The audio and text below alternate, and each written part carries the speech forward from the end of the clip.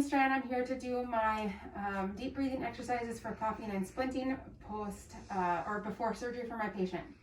What I'm going to be doing today is checking my patient's medrec for the type of surgery she'll be having and reviewing any orders and gathering my supplies first.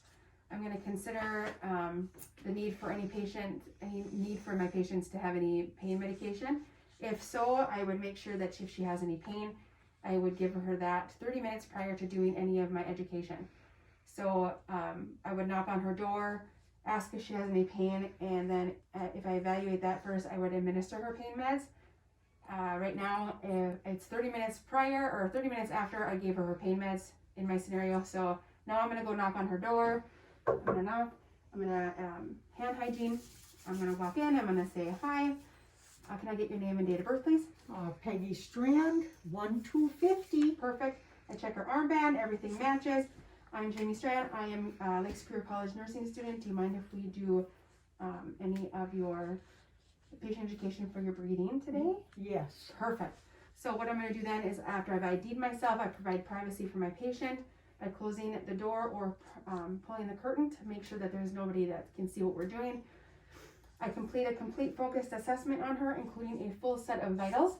I then explain to her what I will be doing, including a detailed example of what I'll be doing for the actual education for the exercises. I make sure that all my supplies are on the table and within reach, so I don't have to go and grab anything and leave her. I make sure that there's no learning barriers during my assessment so that she understands all my education, that there's no issues with this for the exercises. And then I explain the rationale for my breathing exercises to my patient. So basically what I would say to her is that these exercises are to help with the air passages, to open them up. It moves the mucus in and out easier. Coughing also is easier during these exercises. It helps to break up all the mucus and gets it out. It helps with blood circulation, oxygen circulation, and lungs are, it boosts their circulation to the lung tissue. So what I'm going to do now is I would go ahead and teach my patient how to perform these deep breathing exercises. So what I'm going to do now is I'm going to put her in a semi-Fowler's position. So because my bed moves. Sorry. I'm going to go ahead and put her in a good position. Sorry, you okay? I'm going to put her in a position where her neck and her shoulders, I'm going to just prop this up a little bit. Go ahead. Okay? Yep. Okay. Make sure that her neck and her shoulders are supported well, and ask the patient to go ahead and, actually, you know what? I'm going to move you up just a little bit more. Hang on.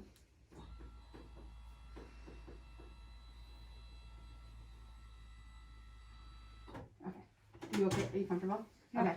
So what I'm going to do is I'm going to go ahead and have you put your palms on your rib cage right here, right underneath here. And what you're going to do is you're going to go ahead and exhale gently. Exhale completely. Breathe out completely. And that's through your nose. And possibly what you're going to do is hold your breath for 3 to 5 seconds. Okay. And then instruct the patient to exhale through the nose, pursing your lips. So you would purse lips, pursing your lips like a whistle, but keeping your hands on your rib cage. Perfect. Practice breathing this 3 times, instructing the patient to go ahead and exercise this while you're awake. Perfect. Breathing out like a 1,000, 2, 1,000. Perfect. Exercising this, what should be done is exercising this should be done every 1 to 2 hours while she's awake. The first 24 hours post-surgery. Perfect. Perfect. Thank you. So when it comes to teaching the splinting, we're coughing. You're going to stay in the same position, but you're going to lean forward a little bit. So say her incision is over here. She's going to go ahead and hold that there.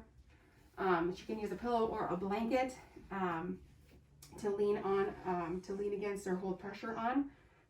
What she's going to do is she's going to inhale and exhale deeply, slowly through her nose 3 times while she's holding on to that. Perfect. Take deep breaths for 3 seconds, and then you're going to cough out 3 short times.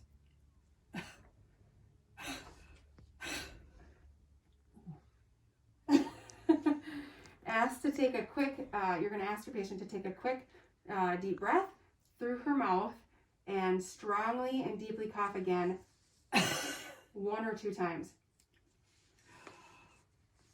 Kind of like that. Ask the patient to take another deep breath and instruct the patient to go ahead and perform. Are you okay? Yeah, okay. Instruct the patient to perform these actions every 2 hours while she's awake, post-surgery. Perfect. So does everything make sense? Okay. Mm-hmm. It's a lot to take in, so I would want to make sure that the patient could validate all the instructions I told her, and hopefully she could repeat some of these instructions. If she could not, he or she could not, I would want to make sure I would go over all these instructions again with them. If they've misunderstood anything, repeat any of those steps, and make sure that they understand. After that, I would move on to doing incentive spirometry with them. So I don't have an incentive spirometry device with me. So what I'm going to go ahead and do is indicate that I have one, and just kind of go through the scale with you. So I would have my patient in a semi-Fowler's position, kind of like I do now. She wouldn't need this at the present moment. I would have her in that, and if my patient had, say, dentures or any loose teeth or anything like that, I would remove those to make sure that there would not be any issues with that. I would assess their level of pain again, and if my patient had any pain, I would administer any pain medication 30 minutes prior to making sure that there was not any pain during their breathing exercises. If the patient had a chest or abdominal surgery, I would want to make sure that they were splinted with a pillow or a blanket to make sure that there was no pain. With the device, say I had the device, if the person could not use both hands, I would go ahead and help them by assisting to hold the device while they were doing their exercise. In this situation, what I would do is I would hold the device steady have them hold the device with one hand, and have them hold the mouthpiece with the other hand, and put the patient, if my patient could not do that, like I say, I would hold the device. Instruct the patient to go ahead and exhale normally, and then place their lips securely around the mouthpiece itself, and then tell them to slowly inhale and deeply through the mouthpiece without using their nose. And if they still breathe through their nose, you can use a nose clip to make sure that they're not breathing through their nose.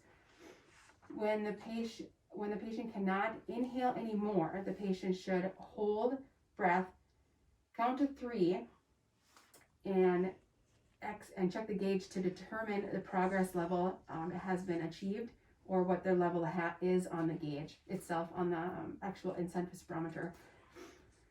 Tell the patient to remove their lips from the mouthpiece at that point, and then they can exhale normally. So starting out, they may not be able to achieve very much on the gauge, but they'll be doing this repetitively while they're awake, so their progress should increase throughout time. If the patient becomes any lightheaded during this progress, tell them to stop, take a few normal breaths, breathe nice and slowly before they resume any testing. Encourage any of the patients doing this to perform the incentive spirometry 5 to 10 times every 1 to 2 hours as possible while they are awake post-surgery. If I had the device, I would go ahead and I would show my patient that they should clean the device, their mouthpiece, with water, just shake to dry, and they would just be using that, as I say, during the day and while they are awake every 1 to 2 hours, to go ahead and increase their level and their strength post-surgery. After that, I would ask to make sure that she understands what I was talking about, make sure she understands all my instructions, how to use the device, asking if she has any pain, and